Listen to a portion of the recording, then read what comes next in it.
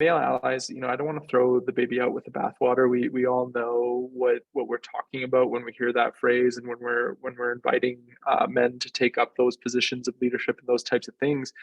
However, I think we fall short of the real conversation. And to be an ally means that you have more power and privilege than someone else, and you're leveraging that power and privilege for the benefit of this other person, this other group, this whatever the situation is. But we're not talking about actual reflection of why we have that power and privilege, and dismantling, rethinking, changing that structure that affords us that privilege to begin with. And so when we don't do that, what we're actually practicing is this idea of benevolent sexism.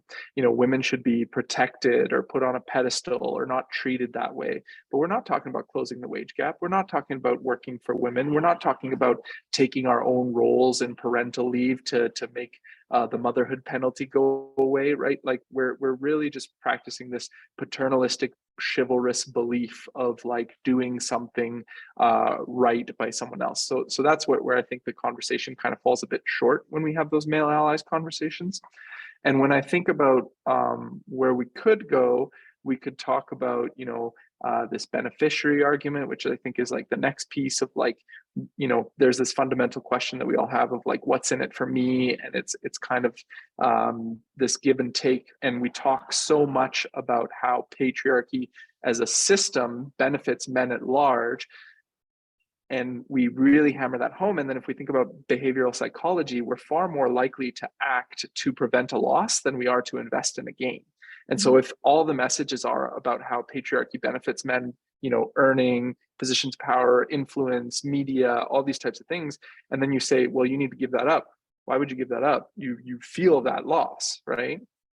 So where I want us to move with the stakeholder conversation is then talk about how, okay, fine, patriarchy bestows a benefit upon us men at large, but it harms each of us individually deeply in different ways, right? 3 out of 4 suicides are men. 85% of deaths of despair are men. Men are the primary perpetrators of all forms of violence, and aside from gender-based violence, they're actually the number 1 victims of all forms of other violence at the hands of other men. We're steeped in a culture of competition and domination. We're socially isolated. We have a hard time forming healthy relationships with our children, with our partners later in life, being vulnerable, creating new friendships. Like those are harms of patriarchy. And so again, back to that behavioral psychology piece, like those are losses that we can take action to prevent, right? And so we have a stake in this conversation. And I'm a feminist, and Next Gen's a pro-feminist organization, but that is a giant F word for so many people of like, I'm not going to get involved in this.